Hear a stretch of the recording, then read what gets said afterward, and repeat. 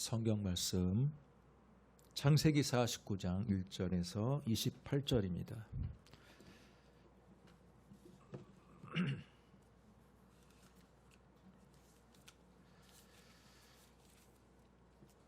창세기 49장 1절에서 28절. 절수가 길기 때문에 저와 여러분이 한 절씩 교독하겠습니다. 구약성경 78쪽 창세기 49장 1절에서 28절까지 한 절씩 교독합니다. 야곱이 그 아들들을 불러 이르되 너희는 모이라. 너희가 후일에 당할 일을 내가 너희에게 이르리라. 너희는 모여 들으라. 야곱의 아들들아 너희 아버지 이스라엘에게 들을지어다.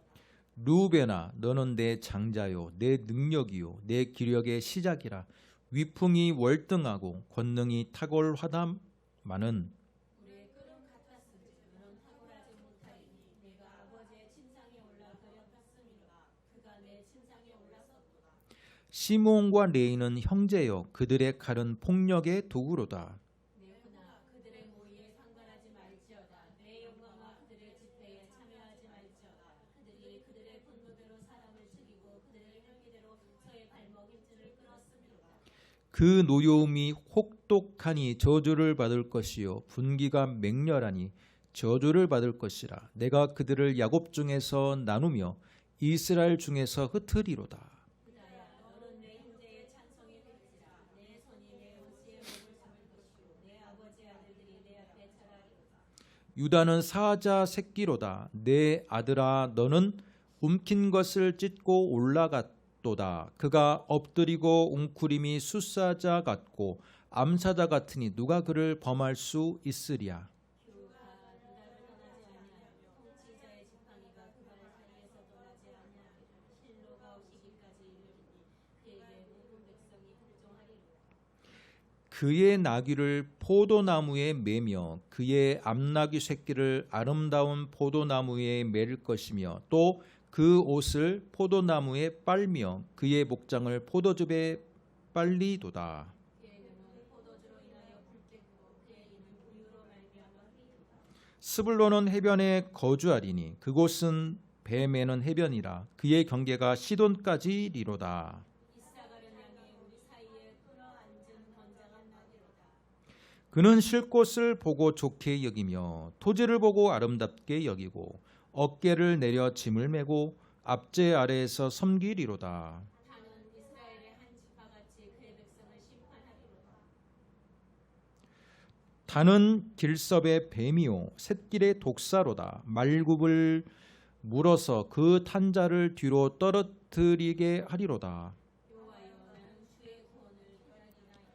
갓은 군대 추격을 받으나 도리어 그 뒤를 추격하리로다. 아셀에게서 나는 먹을 것을 기름진 것이라. 그가 왕의 수라상을 차려리로다. 납달리는 노인 암사슴이라. 아름다운 소리를 바라는도다. 요셉은 무성한 가지고 셈 곁에 무성한 가지라. 그 가지가 담을 넘었도다. 활 쏘는 자가 그를 학대하며 적개심을 가지고 그를 쏘았으나 요셉의 활은 도리어 굳세며 그의 팔은 힘이 있으니 이는 야곱의 전능자 이스라엘의 반석인 목자의 손을 힘이 이루며 내 아버지의 하나님께로 말미암나니 그가 너를 도우실 것이요 전능자로 말미암나니 그가 내게 복을 주실 것이라. 위로 하늘의 복과 아래로 깊은 샘의 복과 젖먹이는 복과 태의 복이리로다. 내 아버지의 축복이 내 선조의 축복보다 나아서 영원한 산시간 없이 같이 이 축복이 요셉의 머리로 돌아오며 그 형제 중 뛰어난 자의 정수리로 돌아오리로다. 베냐민은 물어뜯는 일이라. 아침에는 빼앗은 것을 먹고 저녁에는 움킨 것을 나누리로다. 이들은 이스라엘의 12지파라. 이와 같이 그들의 아버지가 그들에게 말하고 그들의 축복하였으니 곧 그들 각 사람의 분량대로 축복하였도다. 아멘.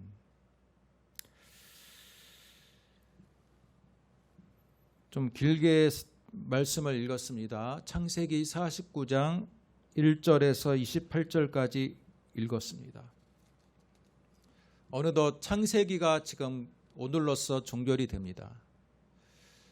창세기를 통해서 우리가 언약의 백성들이 어떻게 믿음의 계보를 이어나가고 뿐만 아니라 하나님께서는 12지파의 그 초석을 아브라함의 가족들을 통해서 어떻게 구속적인 역사를 이루어 나가는지에 대해서 우리가 말씀을 계속 듣고 있습니다. 창세기의 이야기는 단순히 한 집안의 이야기가 아니라 하나님께서 하나님의 백성들을 어떻게 이루어 나가시는지에 대한 거대한 하나님의 계획 가운데 있는 약속임을 우리는 말씀을 통해서 기억해야 됩니다. 오늘 말씀의 제목이 야곱의 축복입니다. 그래서 우리가 CCM 찬양 야곱의 축복을 가장 먼저 우리 예배 찬양으로 택해서 함께 찬양을 했습니다. 기나긴 인생을 살았던 파란만장한 인생을 살았던 이 야곱이 자신의 죽을 때를 직감하고 12명의 아들을 불러서 축복하는 장면입니다. 야곱이 12명의 아들을 축복하는데 굉장한 고령이었고 뿐만 아니라 죽을 날이 얼마 남지 않아서 기력이 쇠하던 순간이었음에도 불구하고 야곱은 각자의 아들들을 다 기억하고 그들의 행위를 다 기억하고 그것에 맞게 축복을 하는 장면이에요. 멋지지 않습니까? 우리 부모님께서 대부분 임종을 맞이할 때 어떻게 합니까? 요양병원에 있다가 임종을 맞이하는 경우들이 굉장히 많고요. 또 갑자기 지병이 갑자기 발생하여서 갑자기 돌아가시는 분도 계시고 제대로 된 유언을 남기고 돌아가시는 분들이 주변에 보면 많이 없습니다. 뿐만 아니라 본인의 생명이 얼마 남지 않았다면 아예 유언장을 작성을 해요. 그래서 유언장을 작성을 해서 공증을 받죠. 변호사나 공증을 받고 그걸 통해서 나중에 자녀들이 상속의 문제들이 이제 명확하게 결정이 나는 경우들이 많이 있습니다. 그러나 오늘 말씀처럼 야곱처럼 자신의 죽음을 직감하고 자신의 그 죽기 바로 직전에 각 아들들을 불러서 그들의 믿음대로 또한 하나님의 명을 받아서 단지 자기가 하고 싶은 이야기를 하는 것이 아니라 그죠? 하나님의 영감을 받아서 그들이 민족의 조상이 각 지파의 조상이 될 것을 알고 그 각 지파의 이후의 행적들이 어떻게 펼쳐질지에 대해서 하나님의 마음으로 예언하는 장면 멋지지 않습니까? 저는 이 부분을 보면서 야곱이 원래는 그렇게까지 영적인 사람이 아니었는데 그래요 안 그래요? 처음에는 어떻게 태어났습니까? 쌍둥이 형의 발꿈치를 잡고 그죠? 뿐만 아니라 쌍둥이 형에게 장자권 팥죽 한 그릇으로 장자권을 삼으로 인해서 얼마나 자신의 꾀와 자신의 방식으로 세상적인 성공을 이루려고 했던 인물이 야곱이었어요. 근본적인 성향은 그렇게까지 좋은 성향이 아니었다는 거예요. 자신의 아버지 이삭처럼 언제나 평화의 일꾼이었고 언제나 하나님의 신실한 종이었던 이삭만큼의 믿음의 분량을 갖고 태어나지 않았어요. 머리가 똑똑했기 때문에 굉장히 약삭빠르고 자신의 노력을 자신의 능력을 과신하고 외삼촌 라반까지도 속이면서까지도 자신의 부를 쟁취했던 세상적인 욕망에 쩌들어 있던 한 인물이 임종을 맞이하는데 그의 아버지도 하지 못한 일을 하는 거예요. 할아버지도 하지 못한 일을 하는 겁니다. 그래요, 안 그래요? 아브라함도 죽기 전에 뭐 엄청나게 이렇게 거창한 예언을 하지 않았어요. 또 하나님의 신실한 종이었던 이삭도 여러분 자세히 보면요. 여러분 여기 앞에 보세요. 이삭이 자신의 죽음을 알고 그의 아들 쌍둥이 첫째 아들이었던 에서에게 뭐라고 이야기합니까? 내가 죽을 날이 멀지 않았으니까 사냥해서 맛있는 음식을 해라. 그럼 내가 그걸 먹고 너를 축복하겠다. 그래요, 안 그래요? 그런데 재미있는 것은 이삭은요, 에서라고 속였던 야곱을 결국은 축복을 했어요. 축복은 했으나 그 후로 바로 죽은 게 아니에요. 그 후로 50년을 넘게 삽니다. 자신의 생명이 언제 죽을지에 대해서 그렇게 대단한 감각이 있지 않았어요. 그런데 오늘 말씀을 보면요. 이 야곱은 오늘 말씀을 여러분 봐보세요. 33절, 49장 33절. 야곱이 이들에게 명하기를 마치고 그 발을 침상에 모으고 숨을 거두니 그의 백성에게로 돌아갔더라. 여러분 12명의 아들을 축복하자마자 바로 숨을 거뒀어요. 자신의 죽을 때를 정확하게 알았던 사람이 야곱이에요. 대단하지 않습니까? 뿐만 아니라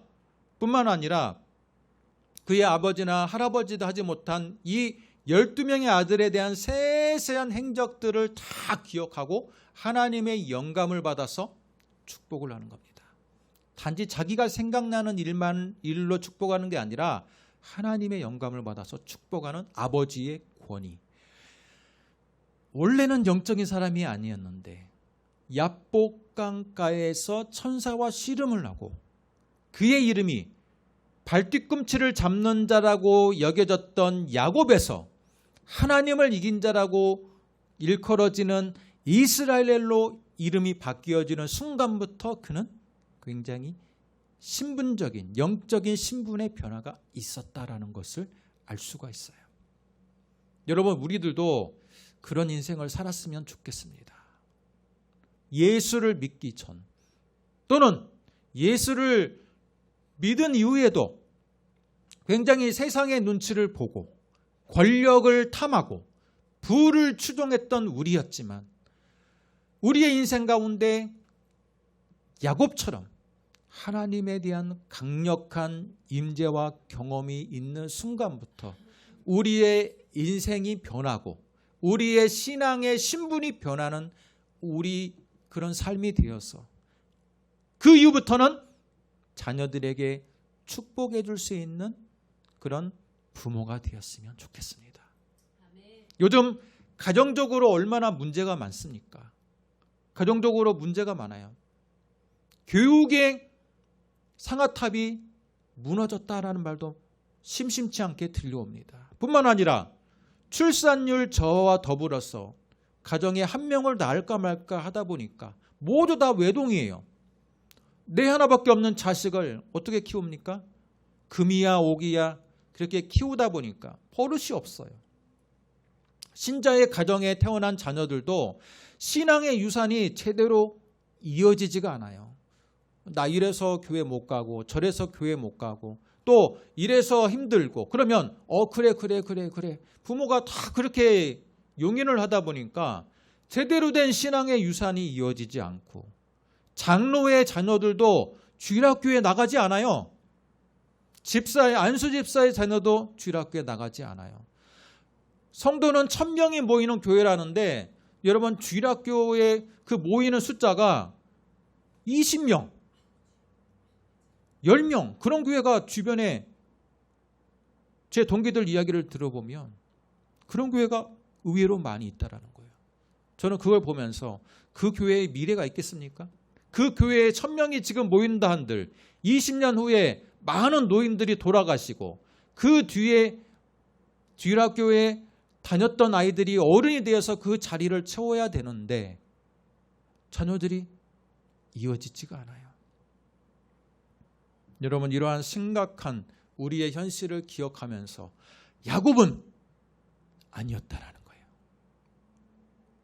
굉장히 세상적인 사람이었고 세상적인 신자였으나 하나님을 그가 대면한 순간부터 그의 이름과 신분이 변했고 그의 영적인 자질이 변해서 나중에는 그의 죽음까지도 그가 직접 인지를 직감을 하고, 그렇죠?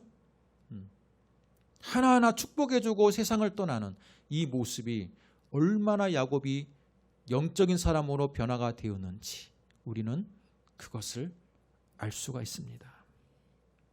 여러분도 바로 그런 분들이 되기를 소망합니다. 1절을 보면 야곱이 그 아들들을 불러 이르되 너희는 모이라, 내가 후일에 당할 일을 너희에게 이르리라. 후일에 당할 일을 이른다는 건 무슨 말입니까? 예언을 해주겠다는 거예요. 예언을 해주겠다. 자기의 생각대로 하는 예언이 아니라 죽음에 직감하고 하나님의 영이 강하게 임하는 것을 그가 알고 빨리 부르는 겁니다. 빨리 모여라.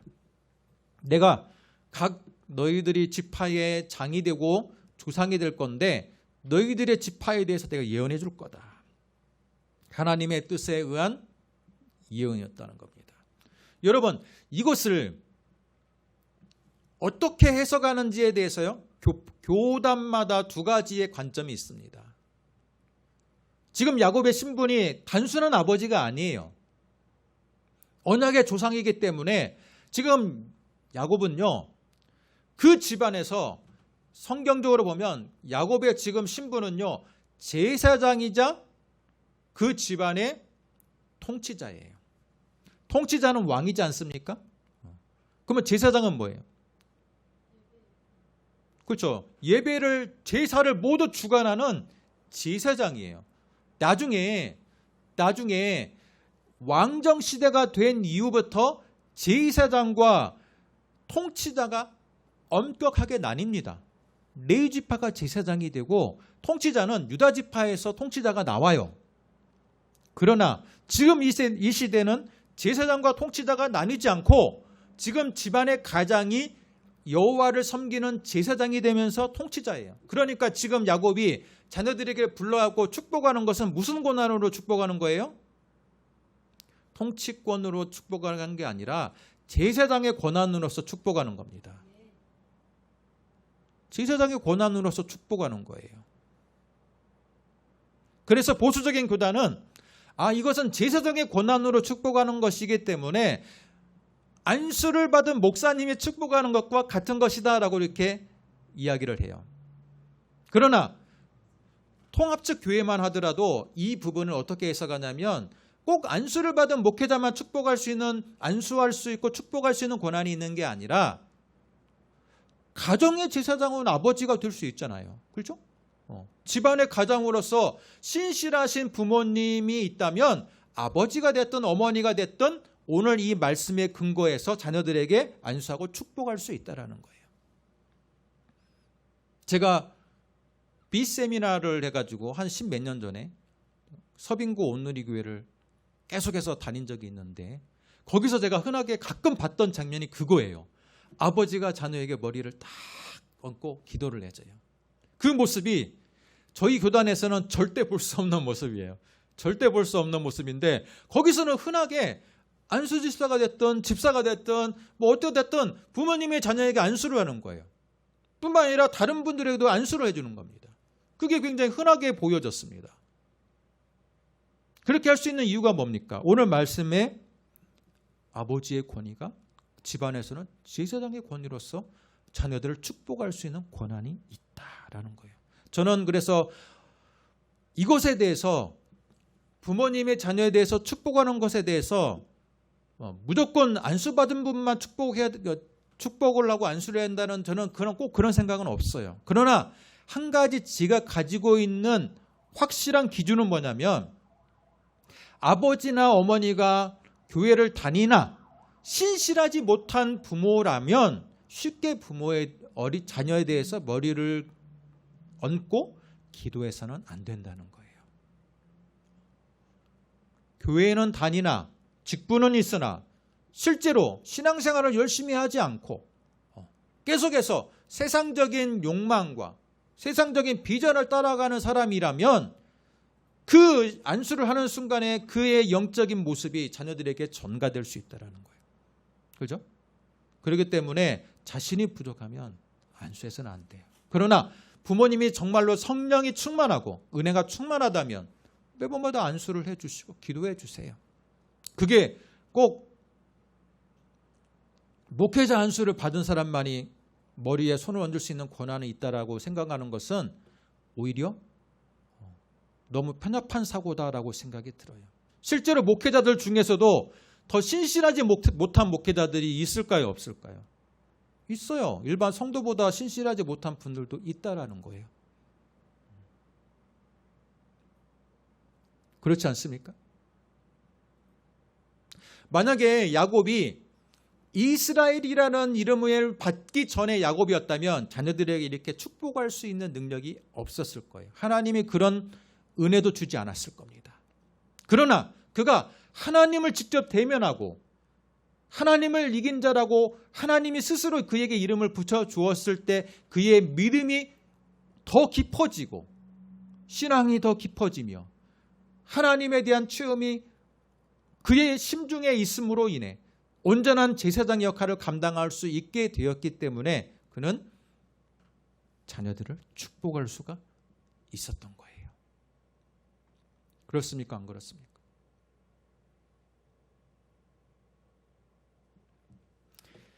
(28절을) 보시기 바랍니다. 같이 읽겠습니다. 이들은 이스라엘의 12지파라. 이와 같이 그들의 아버지가 그들에게 말하고 그들에게 축복하였으니 곧 그들 각 사람의 분량대로 축복하였더라. 중요한 것은요, 그들 곧 각 사람의 분량대로 축복하였다는 거예요. 여러분, 축복이라는 것은요, 무조건 좋은 말을 하는 게 아니에요. 땅에서 잘 되게 하시고 항상 고난이 없게 하시고 병마가 물러가게 하시고 모든 것이 잘 되게 하시고 만사 영통되게 하는, 여러분, 좋은 말을 나열하는 게 축복이 아닙니다. 특별히 구약에서의 축복은요, 각 사람의 행위의 근거에서 믿음의 분량대로 축복하는 거예요. 여러분, 기억해야 돼요. 각 사람의 행위의 근거에서 믿음의 분량대로 축복하는 겁니다. 그런데 우리는 항상 기본 전제가 있어. 축복이면 좋은 말을 다 해주는 거야.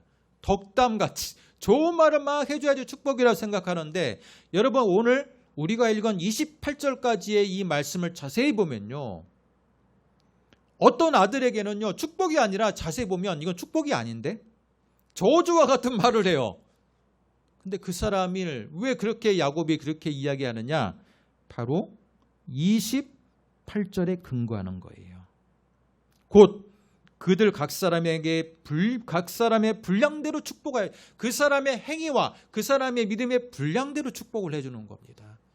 아버지가 그의 자녀들에게 얼마나, 죽기 전에 마지막 남기는 유언인데 얼마나 애틋하겠어요. 얼마나 좋은 말을 해주고 싶겠습니까? 그러나 하나님은, 그때 야곱에게 임재하셨던 하나님은 좋은 말을 해주고 싶은 야곱의 입을 막고 그들의 아들의 행위를 기억하게 하시고 그들의 믿음의 분량대로 축복했다는 거예요. 마찬가지입니다. 여러분, 여기 있는 자녀들이 지금 앉아 있는데 하나님께 축복을 받고 싶습니까? 그렇다면 여러분, 여러분의 행위와 여러분의 믿음의 분량을, 그릇을 넓혀야 돼요. 그래야지 하나님께서는 여러분을 더 귀하게 그릇으로 사용하고 축복을 해줄 수가 있다는 겁니다. 사람은요, 자신의 운명에 대해서 되게 궁금증이 많고 관심이 많아요. 아이러니하게도요, 21세기가 되었는데 여러분, 20세기 말 1990년대 그때 우리나라의 무속인의 인구보다 지금 20년, 30년이 지난 지금의 무속인의 인구가요 더 늘어났습니다. 많은 사람들이 그랬어요. 과학이 발전하고 AI 시대가 되면 무속인들은 점점 사라져서 나중에는 없는 직군이 될 것이다. 그런데 많은 사람들의 예측을 빗나갔습니다. 과학과 기술이 발전할수록 오히려 무속인의 인구가 지금 대한민국은 더 많이 늘어나고 있어요. 왜 그럴까요? 왜 그럴까? 사람들의 마음은 그들이 무속인들이 샤머니즘에 물들어 있는 굉장히 영이 그렇게까지 기뻐하지 않는 좋지 않은 영적인 상태임에도 불구하고 그들을 찾는 이유는 간단해요. 자신의 미래가 두렵기 때문에 그래요. 자신의 인생이 어떻게 풀려나갈지가 굉장히 궁금하기 때문에 그렇습니다. 자신의 인생이 언제 삼재가 끼고 언제 자신의 가게가 장사가 안 될지에 대해서, 직장에 언제 잘리게 될지에 대해서, 언제 승진하게 될지에 대해서, 언제 자녀가 결혼할지에 대해서 그 알 수 없는 미래가 그들은 궁금한 겁니다.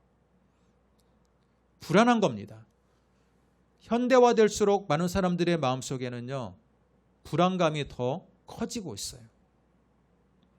바로 복음이 더 필요할 때고 하나님의 은혜가 더 필요할 때인데, 기독교는 기독교대로 계속 매스컴의 공격을 받고 사회에 덕을 끼치지 못하다 보니까 사람들이 교회를 찾지 않고 자신의 미래를 샤머니즘 무당에게 가서 묻고 있는 형편입니다. 교회가 깨어나야 될 한 가지 이유가 더 추가되고 있다는 겁니다. 여러분, 하나님의 주권적인 섭리와 역사 속에서 하나님은 그들이 행한 대로 축복해 주는 겁니다. 그렇기 때문에 우리의 관심은 내가 어떻게 장래 내 인생이 부자가 될 거냐, 가난하게 될 거냐, 건강할 거냐, 건강하지 않을 거냐, 자녀가 언제 결혼할 거냐, 그거에 여러분 관심을 갖기보다 더 중요한 것은 내가 하나님 앞에서 어떻게 살아갈 거냐에 대한 관심의 초점이 그쪽으로 맞춰줘야 돼요. 여러분이 하나님 앞에서 정직하고 열심히 살아간다면 하나님이 야곱처럼 임재하셔서 여러분을 예언하시고 여러분을 축복하실 때 어떻게 축복하십니까? 너희들의 자기 자신의 행위와 믿음의 근거에서 믿음의 분량대로 축복할 거예요. 오늘 28절의 말씀처럼. 큰일 났네요. 벌써 설교가 많이 지났는데 아직 지금 르우벤도 안 했어, 축복을. 자, 르우벤으로 들어가겠습니다. 자, 르우벤으로 보겠습니다. 자, 르우벤을 보기 전에 2절. 너희는 모여 들으라. 야곱의 아들들아, 너희 아버지 이스라엘에게 들을지어다. 여러분, 2절의 말씀을 자세히 보면요, 굉장히 흥미가 있습니다. 재미가 있어요. 그냥 자세히 보세요. 너희는 모여 들으라. 야곱의 아들들아. 12아들을 뭐라고 불렀어요? 야곱의 아들들아. 그런데 그 뒤를 이어서 너희 아버지 이스라엘에게 들으라. 여러분, 야곱과 이스라엘이 지금 한 번씩 나오는데 야곱과 이스라엘은 다른 사람이에요, 같은 사람이에요? 같은 사람이에요. 같은 사람인데 지금 마지막 예언을 하는 지금 그의 아버지 이스라엘이 너희들 지금 모여라. 야곱의 아들들아. 그렇게 해놓고 너희 아버지 이스라엘에게 들을지어다. 자기를 제3자로 객관화된 표현으로 자기 자신을 묘사하는 거예요. 너희 아버지 이스라엘에게 들을지어다. 여러분, 그러면 왜 이 12아들을 야곱의 아들이라고 표현했을까요? 왜 12아들을 야곱의 아들이라고 표현했습니까? 그리고 자기 자신은 너희 아버지, 자기 자신을 이스라엘이라고 표현했어요.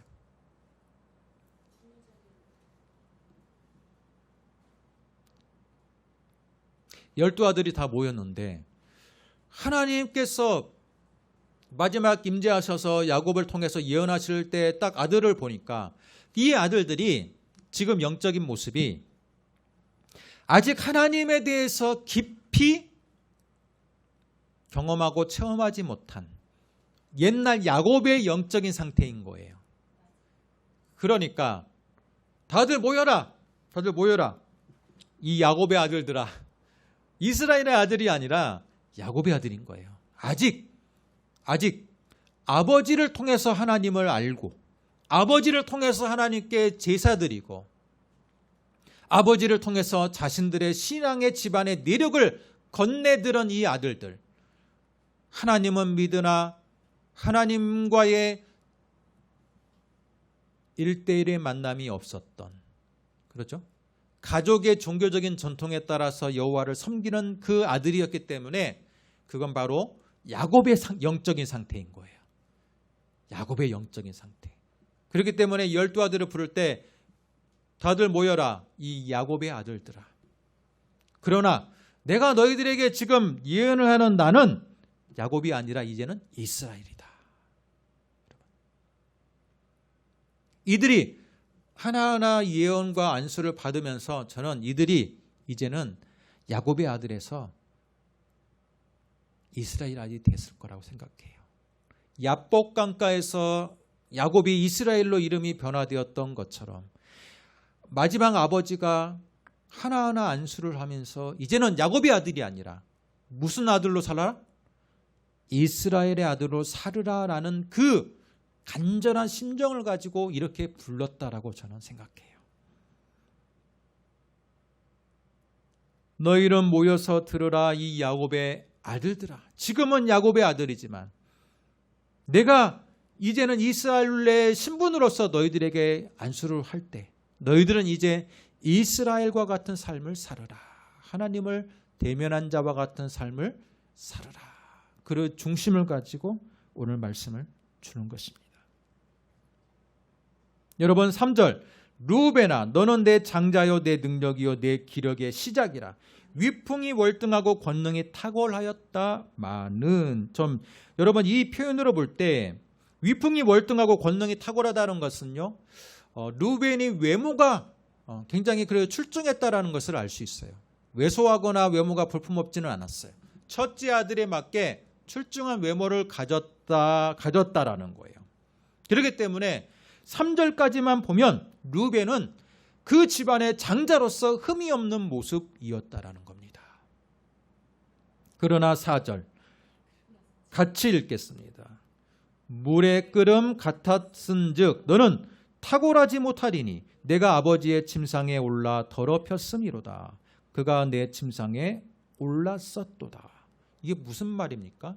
여러분 야곱은요, 레아와 라헬이라는 정실 부인이 있었지만 또 그 각 정실 부인의 몸종이었던 여인들을 취해서 자녀들을 낳아서 12명의 아들을 만든 사람이에요. 정확하게 말하면 4명의 부인이 있고요. 그죠? 몸종이었던 사람이 빌하와 실바입니다. 그런데 이 루벤이 아버지의 서모였던 이 빌하를 범하게 되는 거예요. 근데 그것은 결코 자기의 친어머니는 아니었을지라도, 누구의 어머니예요? 아버지의 부인이잖아요. 자기의 입장에서는 어머니인 거예요. 그런데 이 빌하를 범함으로 인해서 그의 아버지가 그것을 기억하고 있는 겁니다. 아버지의 권위에 도전한 거예요. 아버지의 권위를 무시한 겁니다. 그렇기 때문에 축복의 자리에서 축복을 못 받는 거예요. 여러분, 출중한 외모를 가진 사람이었다면 축복을 받을 만한 그릇이 된 거예요. 혈통적으로. 그런데 그가 결정적으로 아버지의 권위를 무시하고 아버지의 권위를 인정하지 않고 순간의 욕정을 참지 못해서 그의 서모였던 이 빌하를 범한 순간 그는 장자의 고난에서 완전하게 멀어지게 된 겁니다. 축복의 자리에서 축복을 받지 못하게 된 거예요. 물의 끓음 같았다는 건 뭡니까? 순간적인 욕정의 노예가 되었기 때문에 너는 탁월하지 못할 것이다. 실제로 어때요? 여러분, 이스라엘 12지파 가운데 루벤 지파는 그렇게 탁월한 지파가 되지 못했어요. 요단강을 경계로 인해서 좌측이 가나안 땅이거든요. 그런데 루벤 지파는요 우측의 땅을 분배받았어요. 요단강의 우측의 땅. 그 이방인이 거하던 땅을 분배받아서 그렇게까지 탁월한 발자취를 보이지 못했습니다. 장자로 태어났지만 장자의 권한을 물려받지 못하고 그들의 인생, 그들의 후손 역시 탁월한 지파가 되지 못했다라는 겁니다. 5절 시몬과 레위는 형제예요. 그들의 칼은 폭력의 도구로다. 여러분 지금 루벤, 시몬, 레위 이 사람들은요 지금 정실 부인의 소생이에요. 레아의 소생이에요. 정실 부인의 소생이기 때문에 이제는 장자권이 루벤 대신에 시몬과 레위 쪽으로 넘어가야 되는데 여러분 자세히 보면 시몬과 레위 역시 칼이란 말이 나오고 폭력의 도구란 말이 나오고 그렇죠? 예. 분노대로 사람을 죽이고 사람을 힘줄을 끊었다라는 이 표현을 볼 때 이게 무슨 사건을 말하는 겁니까? 자신의 친여동생이었던 디나가 세겜 족장의 아들에게 강간을 당했을 때 그것에 대해서 그죠? 책임을 지겠다라고 혼례가 진행되던 그 혼사가 진행되는 그 와중에 자신의 여동생을 범했다라는 것에 대한 굉장한 분노를 가지고 세겜 족장 아들들과 거기에 있는 모든 남자들이 할례를 받고 고통을 받는 순간에 급습해 가지고 모든 남자들을 다 죽여버렸어요. 피해 보복을 난 사람들이에요. 하나님은 비록 이방인일지라도 그렇죠? 자신의 죄값을 인정하고 부인으로서 내가 책임을 지겠다라고 약속했던 그 자들을 시몬과 레위는 가차없이 다 죽여버렸어요. 죄를 지은 사람만 죽인 게 아니라 그 성읍에 있는 모든 남자들을 다 죽여버렸어요. 몰살시켜버렸습니다. 그 핏값을 하나님이 기억해서 지금 축복을 예언을 받으면서 축복을 해주는 순간에 하나님은 그들의 죄값을 묻고 있는 겁니다. 축복을 받지를 못하는 거예요. 실제로 시므온 지파는 어떤 삶을 살았습니까? 여러분 시므온 지파는요 남유다 바로 밑에 있는 지파고 남유다의 그 세력에서 자신들의 길을 한 번도 펼쳐보지 못한 지파예요. 한 번도 펼쳐보지 못하다가 나중에 남유다에게 편입이 돼버립니다. 나중에 자취가 없어져 버렸어요. 편입이 되어버렸어요. 뿐만 아니라 레위 지파는 어떻게 됐습니까? 우리는 레위 지파 하면 제사장이 나온 지파, 거룩한 지파라고 생각해요. 물론 맞아요. 그런데요 지금 이 축복의 순간에는요 하나님은 결코 레위를 축복하지 않아요. 왜? 레위 역시 형과 함께 살육에 동참했기 때문에. 그러면서 레위도 제대로 된 분깃을 받지 못할 것이다 라고 말해요. 실제로 어때요? 레위 지파는요 가나안 땅을 분배받을 때 어떤 한 땅을 분배받은 적이 없어요. 각각의 도피성에 해당하는 어떤 거점만 분배받고요 제대로 된 땅을 분배받지 못하고 계속해서 떠돌아다니는 생활을 하게 됩니다. 하나님의 말씀과 예언대로 제대로 된 성읍 하나 땅 하나 분배받지 못하고 각 지파의 틈 속에 살아서 눈치 보며 살게 되는 운명을 맞이하게 됩니다. 그런데 그럼에도 불구하고 하나님이 레위를 불쌍히 봐서 그렇죠? 흩어져 살고 있는 그들을 제사장으로 은혜를 베풀어 준 거예요. 그러나 레위는 행동으로서는 축복받을 행동을 하지 못했다라는 겁니다. 자, 이것을 통해서 우리가 알 수 있는 건 뭡니까? 우리가 하나님 앞에서 우리의 행실을 하나님은 다 잊어버릴 것 같아도 다 기억하고 계셨다라는 거예요. 그런 것이죠. 예. 지금 너무 안타깝지 않습니까? 마지막으로 예언을 해주면서 축복을 빌어주는 그 순간에 그들의 치명적인 죄값으로 인해서 야곱의 아들들이라고 불리게 되었고 그러면서 축복을 받지 못하고 그러나 축복은 받은 거예요. 왜냐? 땅은 분배받고 자기 자녀들이 그나마 번성해가지고 하나의 지파를 형성을 했잖아요. 나중에 뭐 편입이 되고 나중에 뭐 소멸이 되건 그럴지라도 어찌됐건 인구가 불어나고 자신은 그 지파의 조상은 되긴 했어요. 여러분, 그 자체가 축복인 거예요. 그 자체의 축복은 받았으나 그 지파가 강성해지는 축복은 받지 못했다라는 거예요. 왜? 지파의 수장이었던 그들의 죄값으로 인해서 하나님은 그것을 기억하시는 하나님이었다라는 겁니다. 더 이야기하고 싶으나 시간이 지나서 다음 주에 하겠습니다. 기도하겠습니다. 그렇기 때문에 마지막으로 한 가지 당부하고 싶은 것은 여러분, 부모의 권위를 찾으라. 여러분,